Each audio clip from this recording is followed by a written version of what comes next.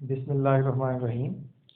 अच्छा स्टूडेंट्स, हम अब अपनी डिस्कशन को फर्दर आगे बढ़ाते हैं, जो कि हम जर्नल के हवाले से कर रहे हैं कि प्रिपरेशन ऑफ जर्नल जो है, एक जर्नल की जो ट्रांजैक्शंस हैं वो कैसे पास होती हैं। और इसी डिस्कशन को जो पहले हमने पार्ट 1 और 2 में डिस्कस किया, अब हम उसके पार्ट 3 में डिस्कस करेंगे कि फर्दर जो है इसके अंदर और कौन कौन सी ट्रांजैक्शंस आपके सामने आ सकती हैं। ठीक है, इसी तरीके से हम अपनी थोड़ी सी इलस्ट्रेशन को मज़ीद एक्सपेंड करते हैं अंदर, इसके अंदर हम कुछ और चीज़ों को भी डिस्कस करेंगे। तो भी आप लोगों ने मेरे साथ में रहना है, ठीक है। और यहाँ पे ध्यान से उन्हीं जो हमने पीछे जो रूल्स और टर्मिनोलॉजी जो डिस्कस की हैं उनकी हम यहाँ पे मज़ीद प्रैक्टिस देखेंगे। ठीक है, यहाँ पे पहली जो हमारी फर्स्ट ट्रांजैक्शन है वो क्या है? Commence business with cash. ठीक है, कैश की मदद से कारोबार शुरू हो रहा है। यहाँ पे वही हमने देखना है सबसे पहले कि कौन कौन से जो हैं वो अकाउंट्स जो हैं वो इन्वॉल्व हैं। दो एस्पेक्ट्स कौन कौन से हैं और वो उनके लिए कौन से अकाउंट्स जो हैं वो इन्वॉल्व हो रहे हैं। तो कारोबार शुरू हो रहा है, जब शुरू होगा तो मालिक कारोबार के अंदर इन्वेस्टमेंट करता है। ठीक है, तो यहाँ पे कमेंस बिजनेस, बिजनेस को शुरू करने वाला कौन है? मिस्टर अदनान। ठीक है, generalized the following transactions in the books of mister Adnan. तो यहाँ से पता चलता है कि अदनान जो है वो कारोबार, उसकी बुक्स के अंदर ये जो है ट्रांजैक्शंस पास हो रही हैं। और यहाँ पे उसके हवाले से लिखा जा रहा है कि कमेंस बिजनेस विद कैश, कि उसने 30,000 रुपये कैश की मदद से कारोबार उसने शुरू किया है। ठीक है, तो जब यहाँ पे वो कैश कारोबार में शुरू करता है कैश की मदद से, तो एक तो कैश हो गया अकाउंट जो इस ट्रांजैक्शन के अंदर इन्वॉल्व है। दूसरा जो है कमेंस बिजनेस, कारोबार शुरू हो रहा है, कौन कर रहा है? मिस्टर अदनान कर रहा है बेसिकली। ठीक है, तो अदनान जो है वो इसका प्रोपराइटर है। प्रोपराइटर यानी कि मालिक है, कारोबार के अंदर कैपिटल जो है वो इन्वेस्ट कर रहा है। तो एक तरफ आपका जो कैश है वो क्या है? एसेट है। एसेट में एक तरफ आपके इजाफा हो रहा है, इंक्रीज हो रहा है। दूसरी तरफ अदनान कौन है? मालिक है। मालिक के हवाले से कैपिटल, कैपिटल के हवाले से क्या चीज़ है कि जब भी कैपिटल हमारा इंक्रीज होगा कारोबार में, एक लायबिलिटी हमारे लिए जनरेट होगी। ठीक है ना, ये इंटरनल लायबिलिटी है, ये हम पहले कई दफ़ा डिस्कस कर चुके हैं। तो ये इंटरनल लायबिलिटी जब जनरेट होगी, इंक्रीज होगी, तो हम इसको क्रेडिट करेंगे। ठीक है, तो हमने 30,000 रुपये से डेबिट कर दिया और 30,000 रुपये से क्रेडिट कर दिया। ठीक है, ये हमने इसकी नरेशन लिख दी कि being the capital introduced by the owner. ठीक है, कि कारोबार के अंदर जो है कैपिटल इंट्रोड्यूस्ड करवाया जा रहा है। कौन करवा रहा है? मालिक करवा रहा है, owner. Second transaction deposited in the bank. ठीक है, बैंक के अंदर कैश जो है वो जमा करवाया जा रहा है। कितना? 8,000 रुपये का। तो 8,000 रुपये बैंक में जमा करवाया। अब ये कौन जमा करवा रहा है? कारोबार से जमा हो रहे हैं। ठीक है ना, इन चीज़ों को आपने थोड़ा सा, हम पहले कई दफ़ा डिस्कस कर चुके हैं। मालिक को और कारोबार को आपने सेपरेटली ट्रीट करना है। ठीक है, उसको आपने मिक्सअप नहीं करना। यहाँ पे जो भी हम ट्रांजैक्शन पास करेंगे, आपने कारोबार का, बिजनेस का अकाउंटेंट बनना है, ना कि आपने उस ऑनर का अकाउंटेंट बनना है। ठीक है, आपने बिजनेस के पॉइंट ऑफ व्यू से सोचना है। जो भी ट्रांजैक्शन के हवाले से जब आप कोई भी उसके स्टेप्स के ऊपर जब हम जाएंगे, उसका ट्रांजैक्शन का एनालिसिस करेंगे, तो आपने उसको बिजनेस के पॉइंट ऑफ व्यू से सोचना है। ठीक है, तो यहाँ पे बिजनेस के अंदर से डिपॉजिट करवाया जा रहा है। कहाँ पर? बैंक के अंदर।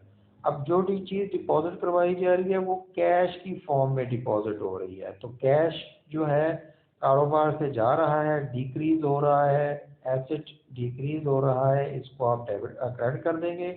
और दूसरी तरफ उसके अगेंस्ट में, चूंकि हम डबल एंट्री सिस्टम पढ़ रहे हैं, तो हमने पीछे पढ़ा कि हर ट्रांजैक्शन का डबल अफेक्ट होगा। ठीक है, डबल इफेक्ट होगा, बोथ एस्पेक्ट्स होंगे। हमने एक लेने का होगा, एक देने का होगा। अब यहाँ पे बैंक ले रहा है, कैश हमारा जा रहा है, दिया जा रहा है कारोबार से, तो एक लेने का और एक देने के वाले से होगा।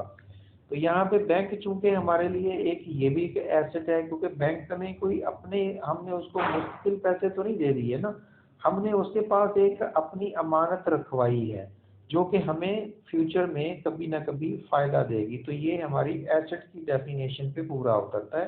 तो इसको हमने कहा जी कि ये हमारे लिए एसेट है। तो इसको जब एक एसेट इंक्रीज होगा तो हम उसको डेबिट कर देंगे, और दूसरा एसेट जब डिक्रीज होगा तो हम उसको क्रेडिट कर देंगे। ठीक है। नेक्स्ट ट्रांजैक्शन है purchase goods from Babar. Babar से आप चीजें परचेज कर रहे हैं। अब देखें, मैंने पहले आपके जो सेकंड पार्ट था उसके अंदर मैंने आपसे डिस्कस किया था कि जब भी आप चीजें कोई बेचेंगे या खरीदेंगे, अगर उसके अंदर कैश का वर्ड इन्वॉल्व नहीं है तो, और वो किसी न किसी ऑर्गेनाइजेशन का या किसी इंडिविजुअल का नाम होगा, तो हम उसको कहेंगे कि ये उधार पर ट्रांजैक्शन है, नकद नहीं है। यानी कि एक आपने किसी से कोई आपने म्यूचुअल एग्रीमेंट आपका हुआ है, कमिटमेंट हुई है कि फ्यूचर डेट के हवाले से, पेमेंट के हवाले से। ठीक है। अब यहाँ पे purchasing goods from Babar, Babar से हमने चीज़ें खरीदी हैं, उधार पे खरीदी हैं, तो इसका मतलब है कि एक तरफ तो हमारे पास परचेजेस हमारे एक्सपेंस में इजाफा हो गया, और दूसरी तरफ जो है हमारी लायबिलिटी में भी इजाफा हो गया। ठीक है। तो यहाँ पे हम इसकी क्या ट्रांजैक्शन पास करेंगे, परचेजेस अकाउंट डेबिट और बाबर अकाउंट जो है वो क्रेडिट हो जाएगा। ठीक है। नेक्स्ट जो है purchase furniture from Salim furnitures. ठीक है। सलीम फर्निचर से आपने फर्नीचर खरीदा है। तो अब यहाँ पर एक चीज़ छोटी सी स्टूडेंट्स आप लोग समझ लें, परचेज यहाँ पर चीज़ें परचेज हो रही तो हमने उसके लिए परचेजेस का अकाउंट खोला। अब जब फर्नीचर परचेज होगा तो इसके लिए हम परचेजेस का वर्ड इस्तेमाल नहीं करेंगे। ठीक है। हमने अपनी डेफिनेशन के अंदर एक चीज़ पढ़ी थी कि जब भी कोई सेलेबल गुड्स, ठीक है ना, सेलेबल गुड्स, कोई कंज्यूमेबल गुड्स जो है वो सेलिंग पॉइंट ऑफ व्यू से खरीदी जाएंगी तो हम उसके लिए परचेजेस का टाइटल इस्तेमाल करेंगे। और जब भी कोई ऐसा आइटम खरीदा जाएगा जिसको आपने फ्यूचर डेट में इस्तेमाल करना है, ठीक है, और उससे आपने भी फ़ायदा उठाना है, वो कंज्यूमेबल नहीं है, ठीक है, वो लॉन्ग टर्म चलने वाला है, उसकी लाइफ जो है वो 1 ईयर से एक्सटेंड कर रही है, तो फिर आपने उसको कहना है कि ये आपके लिए एक एसेट है। तो यहाँ पे फर्नीचर जो एसेट जो होता है उसको हम बाय नेम डेबिट करते हैं, और अगर कोई कंज्यूमेबल आइटम हो उसको हम खरीदें तो उसकी जगह पे हम परचेज अकाउंट जो है वो इस्तेमाल कर लेते हैं। तो यहाँ पे फर्नीचर जो है वो आपने खरीदा, वो आपके कारोबार में उसका इजाफा हुआ, इंक्रीज हुआ, तो आपने उसको डेबिट कर दिया। दूसरी तरफ सलीम फर्नीचर्स को अभी आपने पैसे देने हैं, वो आपके लिए लायबिलिटी इंक्रीज हो रही है, अभी आपने उसको पेमेंट की नहीं है, फ्यूचर में करनी है, तो यहाँ पे हम उसको भी क्रेडिट कर देंगे। ठीक है। और नरेशन हमारी क्या बन जाएगी, being the purchase of office furniture, कि ऑफिस का फर्नीचर खरीदा जा रहा है। नेक्स्ट ट्रांजैक्शन है कैश सेल। अब ये नकद सेल हुई है, कोई उधार नहीं है। अब जब नकद होती है तो मैंने आपसे पहले डिस्कस किया था कि जब भी कोई चीज़ नकद खरीदी जाती है या बेची जाती है तो उसके अंदर किसी इंडिविजुअल को हम उसके नाम को हम डेबिट या क्रेडिट में नहीं करते। अब यहाँ पे फर्स्ट सेल कैश सेल हो रही है, फिर इसी तरीके से नीचे कैश परचेज हो रही है। तो जब हम कैश सेल होगी तो इसका मतलब है नकद चीज़ें बेची हैं आपने, तो क्या ट्रांजैक्शन पास करेंगे, एक तरफ तो कैश आपका जो है, जब आप सेल करेंगे कुछ चीज़ें बेचेंगे तो आपके पास कैश आएगा, कारोबार में इंक्रीज होगा। कैश क्या है, एक एसेट है, एसेट जब इंक्रीज होता है तो आप उसको डेबिट कर देते हो। और दूसरी तरफ सेल्स है, सेल्स आपके लिए क्या है, इनकम है, और इनकम जब आपकी इंक्रीज होती है तो आप उसको क्रेडिट कर देते हो। ये हमने पीछे रूल्स में सारी चीज़ें डिस्कस की हैं। अब ये देखें स्टूडेंट, ये रूल्स डिस्कस हो रहे हैं बेसिकली, ये उनकी प्रैक्टिस है। यहाँ पे जो है मेरा आपके साथ में ये इलस्ट्रेशंस को बार बार इनके रूल्स को रिपीट करने का मकसद है कि आपको वो वाले रूल्स जो हैं वो अच्छे तरीके से समझ में आ जाए और उनकी प्रैक्टिस भी आपको समझ में आ जाए। तो आपने इन चीज़ों को ध्यान से समझना है और इनको अप्लाई करना है कि ट्रिक्स जो हैं वो उनको जहन में बैठाना है, किस तरीके से आपने अप्लाई करना है, और इनकी प्रैक्टिस आप जितनी ज़्यादा करेंगे उतना ही आप परफेक्ट बनते जाएंगे। ठीक है। नेक्स्ट हमारी ट्रांजैक्शन है sold goods to Hafeez. Hafeez को चीज़ें आपने बेची हैं, ठीक है। हफीज से आपने पैसे वसूल भी करने होंगे क्योंकि अभी आपको पैसे नहीं मिले, सिर्फ सिंपल आपने चीज़ें बेची हैं। तो हफीज आपके लिए क्या हो गया, एक डेटर हो गया। डेटर मीन एक एसेट है। एसेट मीन जब आपका इजाफा होता है तो हम एसेट को क्या करते हैं, डेबिट कर देते। तो यहाँ पर हमने डेबिट कर दिया। दूसरी तरफ सेल्स के बारे में हमने पढ़ा कि आपकी इनकम है और इनकम जब इंक्रीज होती है तो आप उसको क्रेडिट कर देते हो। नेक्स्ट ट्रांजैक्शन है हफीज रिटर्न गुड्स। हफीज ने चीज़ें वापस की हैं, ठीक है। तो जिसको चीज़ें, हफीज को हमें चीज़ें बेची थी, उसने हमें कुछ चीज़ें वापस कर दी। तो यहाँ पर हमारे लिए क्या हो रही है, हमारी सेल्स रिटर्न हो रही है। सेल्स रिटर्न को हम रिटर्न इनवर्ड का नाम भी दे देते हैं, ठीक है ना। और जो परचेज रिटर्न होती है उसको हम रिटर्न आउटवर्ड का नाम देते हैं। इन चीज़ों को थोड़ा सा आपने ध्यान में रखना है, ठीक है ना, कि कहीं अगर ये इस तरह का वर्ड हो तो आपने कंफ्यूज नहीं होना, ठीक है। रिटर्न इनवर्ड से मुराद ये है कि आपकी सेल्स रिटर्न है, और अगर आउटवर्ड हो तो वो आपकी परचेजेज रिटर्न होगी। तो यहाँ पर आपने चीज़ें वापस ली हैं, आपको चीज़ें बाहर की, एक कस्टमर आपको वापस कर गया है, तो आपने उसके लिए आपका क्या हुआ, ये चीज़ें जो वापस हुई, आपकी इनकम डिक्रीज हो गई। टर्न्स इनवर्ड, इनकम आपकी डिक्रीज होगी, आपने इसको डेबिट कर दिया। और दूसरी तरफ हफीज से आपने पैसे पहले वसूल करने थे, आपके लिए ये एसेट था। तो एसेट में जब डिक्रीज होगा तो आप उसको क्रेडिट कर दोगे। तो यहाँ पर आपने डेबिट और क्रेडिट कर दिया, ठीक है। नेक्स्ट ट्रांजैक्शन है आपकी paid cash to Babar. Babar को आपने अदायगी की है 9,500 की। बाबर अलाउज कैश डिस्काउंट, जिसके ऊपर बाबर ने आपको कैश डिस्काउंट दिया है। अब यहाँ पर एक चीज़ आपने पीछे पढ़ी होगी, हमने उसको डिस्कस किया था, एक था ट्रेड डिस्काउंट, दूसरा था कैश डिस्काउंट। पहले तो आप यहाँ पर कैश डिस्काउंट को आप सीख लें। इसके हवाले से हमने पढ़ा था कि कैश डिस्काउंट क्या चीज़ होती है, कि जो नकद आप किसी को रायत दे देते हैं। अब ये नकद रायत कौन सी होती है, कि आपने उससे लेने की, आपकी जो कमिटमेंट हुई थी कैश लेने की, वो टोटल हुई थी 10,000 रुपये की, ठीक है। 10,000 रुपये आपने उससे लेने थे, लेकिन जब वो आपको देने के लिए तो आया तो आपने खुश होकर उसको 500 रुपये छोड़ दिए, ठीक है। तो वो जो छोड़े वो एक्चुअली तो आपके लिए वहां पर क्या हुआ, आपको उतना नुकसान हुआ। यानी कि आपने 10,000 रुपये लेने थे, मिले आपको 9,500, ठीक है। यानी कि आपने 9,500 रखे और 500 रुपये छोड़ दिया। अब जो छोड़ा वो आपके लिए क्या है, एक नुकसान है, एक एक्सपेंस है। एक्सपेंस जब डिक्रीज होता है तो आप जो है, सॉरी, कैश डिस्काउंट आपने उसको दिया है, ठीक है ना।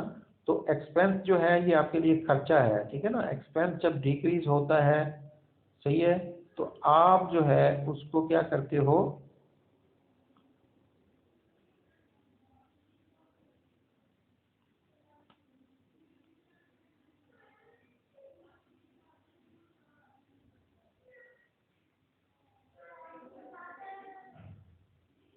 सॉरी सॉरी सॉरी, यहाँ पे स्टूडेंट्स एक चीज़ जो है, मैं ये इसको एक्सपेंस जो है वो समझ रहा हूँ, थोड़ा सा इस चीज़ को यहाँ पे जो है डिस्कस करने की ज़रूरत है। पेड हम कर रहे हैं, अदायगी हम कर रहे हैं, आपने पैसे देने थे, 10,000 रुपये आपने देने थे, ठीक है। और उसमें से आपने 500 रुपये, टोटल आपने 10,000 की पेमेंट की, उसको उसमें से आपको उसने 500 रुपये छोड़ दिए हैं।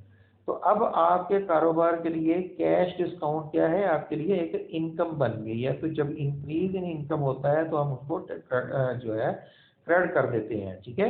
और जब अगर ये हम किसी को देते डिस्काउंट तो हमारे लिए ये डिक्रीज होना तो हमने इसको, यानी कि इंक्रीज इन एक्सपेंस, फिर खर्चा हमारे लिए होना था, तो फिर हमने उसको डेबिट करना था। अब यहाँ पर चूंकि हमें ये फायदा हो रहा है, इंक्रीज इन इनकम हो रहा है, तो हमने इसको क्रेडिट कर दिया, ठीक है।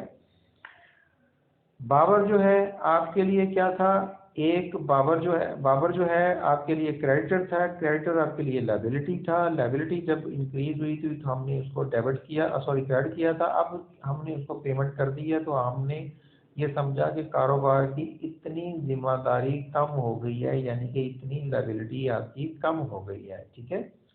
दूसरी तरफ कैश आपके पास से जा रहा है, डिक्रीज हो रहा है एसेट, तो उसकी वजह से आपने इसको क्रेडिट कर दिया, ठीक है। नेक्स्ट ट्रांजैक्शन हमारी कौन सी है? Mister Adnan withdrew cash from personal use, ठीक है ना, उसने कैश निकलवाया है अपने ज़ाती इस्तेमाल के लिए और चीज़ें भी निकलवाई हैं पर्सनल इस्तेमाल के लिए, गुड्स गुड्स भी निकलवाई हैं और चीज़ें भी निकलवाई हैं, ठीक है।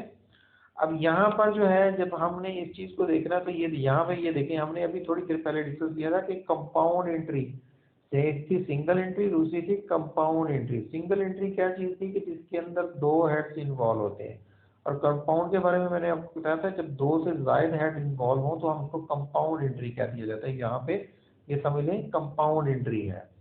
तो यहाँ पे ड्राइंग हुई है। ड्राइंग कौन है? क्यों ड्राइंग की हमने डेफिनेशन पढ़ी थी कि ड्राइंग क्या होती है कि जो मालिक अपने ज़ाती इस्तेमाल के लिए कारोबार से पैसे या चीज़ें कुछ भी लेके जाता है तो हम उसको कहते हैं ये ड्राइंग है। तो यहाँ पर मालिक ने कारोबार से अपने ज़ाती इस्तेमाल के लिए पैसे कुछ निकलवाए हैं 1500 रुपये, और उसके बाद जो है उसने कुछ चीज़ें 800 रुपये की वो भी निकलवाई हैं। तो टोटल उसने 2300 रुपये जो है वो कारोबार से निकलवाए हैं, जो कि कारोबार के लिए एक एक्सपेंस है। एक्सपेंस में जब इजाफा हुआ तो हमने उसको डेबिट कर दिया, ठीक है। कैश जो है, अब यहाँ पर जो है कैश की फॉर्म में कारोबार से क्या चीज़ जा रही है? कैश यानी कि आपके कारोबार से जा रहा है, डिक्रीज हो रहा है, एसेट डिक्रीज हो रहा है। तो जितना एसेट आपका डिक्रीज हो रहा है उसको क्रेडिट कर दोगे। दूसरी तरफ परचेजेज अकाउंट, परचेजेज अकाउंट क्या है? आपके लिए एक्सपेंस होता है। अब चूंकि वो चीज़ें जो है एक्सपेंस आपके लिए हुआ था, जब हुआ था तो उस टाइम पे ये इंक्रीज इन एक्सपेंस हुआ था, हमने इसको डेबिट कर दिया था। अब ये एक्सपेंस ट्रांसफर हो गया है इस एक्सपेंस के अंदर, ड्राइंग अकाउंट के अंदर, ठीक है। तो ये ड्राइंग परचेजेस से ड्राइंग के अकाउंट के अंदर ट्रांसफर हो गया, यानी कि मालिक को आपने चार्ज कर दिया इतनी अमाउंट से। ये जो 800 रुपये है या और 1500 अलग अलग है, यानी कि दोनों को इतनी टोटल अमाउंट 2300 रुपये से आपने मालिक के कैपिटल में से ये चीज़ को एडजस्ट करना है, ठीक है।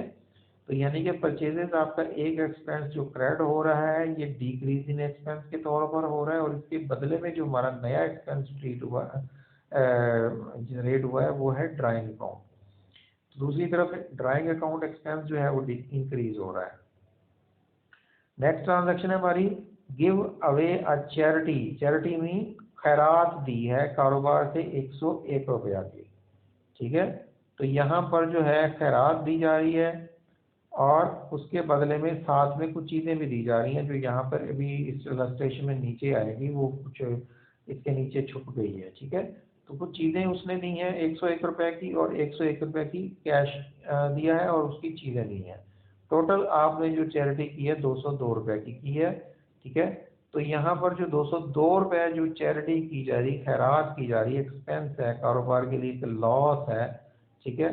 तो इस चीज़ को हमने डेबिट कर दिया, और उसके बाद जो कैश आपका एसेट था डिक्रीज हुआ, आपने उसको क्रेडिट कर दिया। परचेजेस अकाउंट एक्सपेंस आपका डिक्रीज हो गया, आप सुनो इसको भी आपने क्रेडिट कर दिया, ठीक है। अब ये जो परचेज अकाउंट है, आप ये सोचेंगे कि यार ये परचेज अकाउंट कैसे डिक्रीज हो गया, तो इस चीज़ को आपने देखें, हमने डबल एंट्री सिस्टम की एक खूबसूरती जो है वो ये है कि इसके अंदर हर चीज़ को, उसके हर एस्पेक्ट को, उसकी हर शक्ल को हम रिकॉर्ड करने की कोशिश करते हैं किसी भी ट्रांजैक्शन की। तो अब पहले तो वो चीज़ परचेज जब हुई थी, खरीदी थी हमने, तो वो उस टाइम पे हमने उसको परचेज अकाउंट रीड कर लिया एक्सपेंस के तौर पर।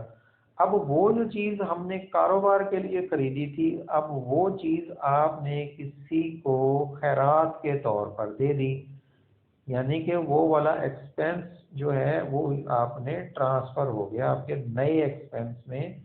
उसकी शक्ल यानी कि उसकी ऊपर जो उसकी इबारत है वो चेंज हो गई, और वो टाइटल उसका बन गया चैरिटी अकाउंट। नेक्स्ट जो है इसके अंदर sold goods to Hanif at list price less trade discount 10% and cash discount 5%। देखिए ये मैंने पीछे भी डिस्कस किया था। आपने एक चीज़ को यहाँ पे, ये बहुत इंपॉर्टेंट चीज़ है, इस कॉन्सेप्ट को आपने अच्छी तरह से समझना है। ये हमने डेफिनेशंस के अंदर भी डिस्कस किया था कि डिस्काउंट जो होता है, डिस्काउंट मीन राइट, रायत जो होती है वो दो तरह की होती है। एक रायत होती है, ये लेने के हवाले से भी हो सकती है, देने के हवाले से भी हो सकती है। इनकम भी हो सकती है आपके लिए, जो है वो एक्सपेंस भी हो सकता है। अगर आप ले रहे हैं तो आपके लिए इनकम है, और अगर आप दे रहे हैं तो आपके लिए एक्सपेंस होगा। अच्छा, अब इसकी दो दो तरह का ये आपको डिस्काउंट होता है। एक होता है ट्रेड डिस्काउंट, दूसरा होता है कैश डिस्काउंट। ट्रेड डिस्काउंट क्या चीज़ हमने डिस्कस की थी कि ये ऐसा डिस्काउंट होता है जो कैटलॉग प्राइस के ऊपर, लिस्ट प्राइस के ऊपर जो है वो आप कमी कर देते हैं किसी को बार्गेनिंग के टाइम पे। ट्रांजैक्शन जब हम किसी से कर रहे होते हैं उसके इनिशियल फेज के अंदर, ट्रांजैक्शन की जो आप बार्गेनिंग करते हैं, किसी से लेन देन करते वक्त जो बार्गेनिंग करते हैं, उस टाइम पे जो आप कमी कर देते हो प्राइस के अंदर, उसको हम नाम दे देते हैं ट्रेड डिस्काउंट, तजारती जो है वो राइट। अब ये जो ट्रेड डिस्काउंट होता है इसको हम रिकॉर्ड नहीं करते, इसको मैं आगे जाके एंट्री में समझ आएगा आपको, ठीक है। इसकी चले बल्कि एंट्री भी साथ में देख लेते हैं यहाँ पे।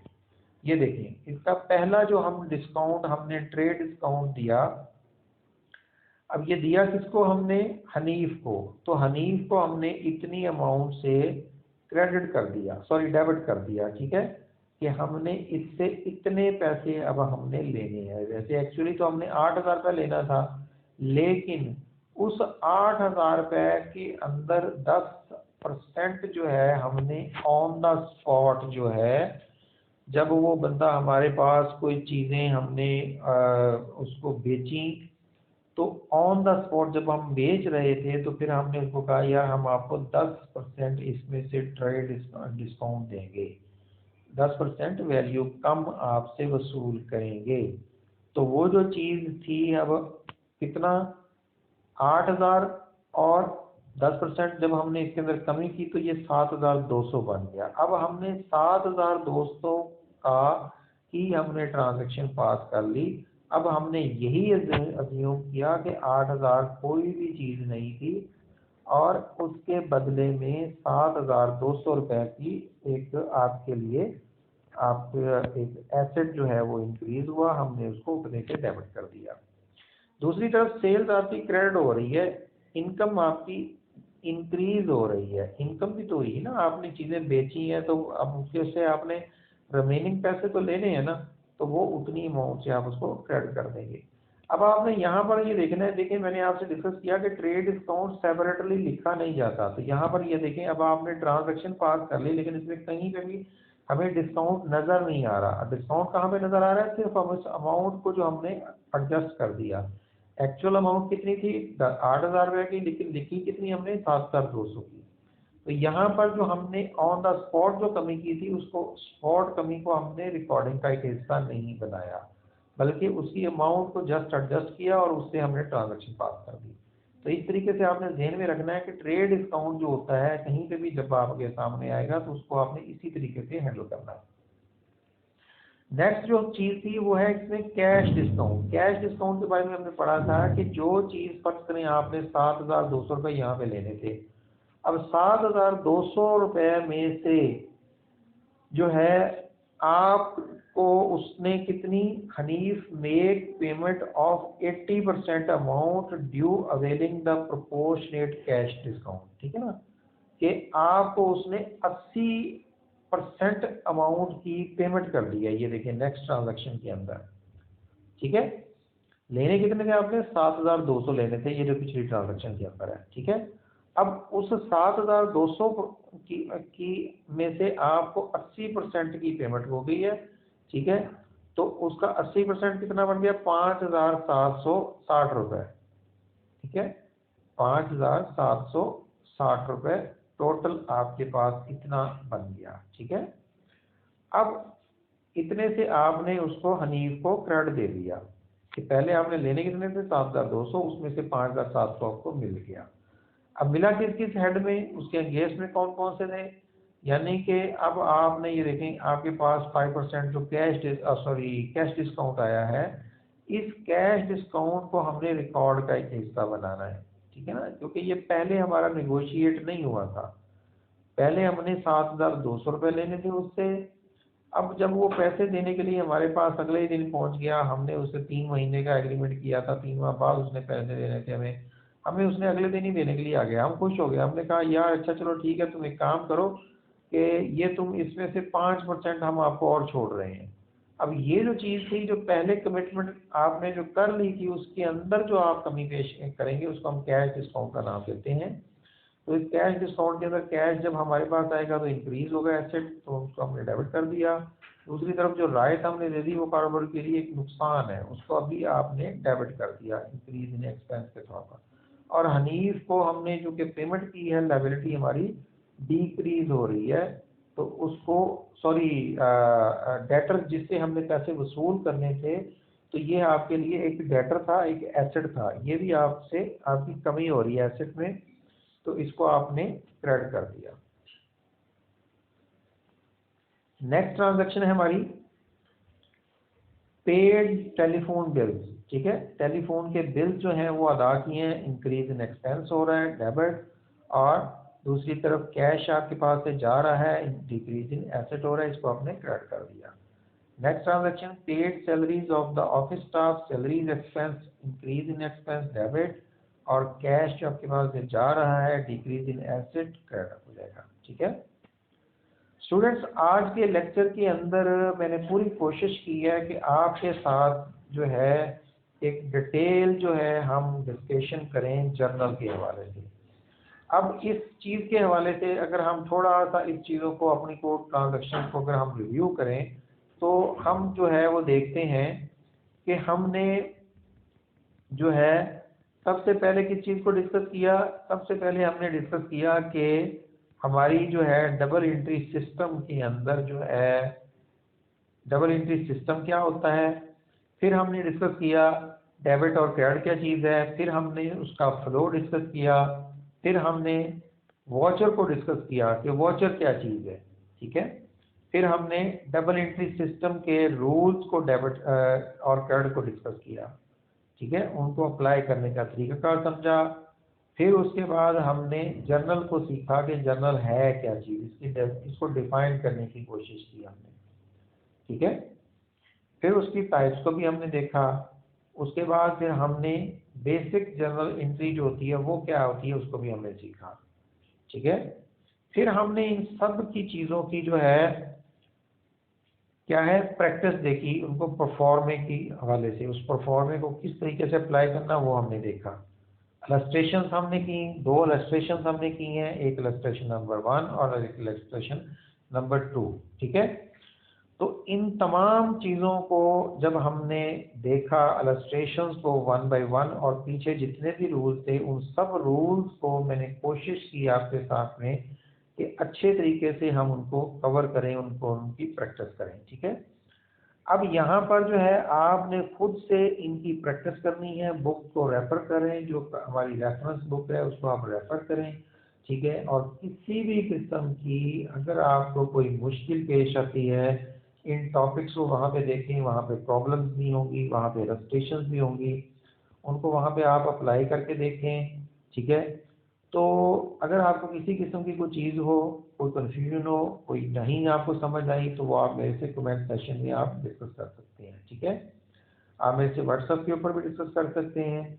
और अगर फिर भी आपको कोई चीज़ क्लियर नहीं होगी तो इंशाल्लाह हम उसके लिए कोई और वे भी निकाल लेंगे। ठीक है, अभी के लिए जो है वो अल्लाह हाफिज़।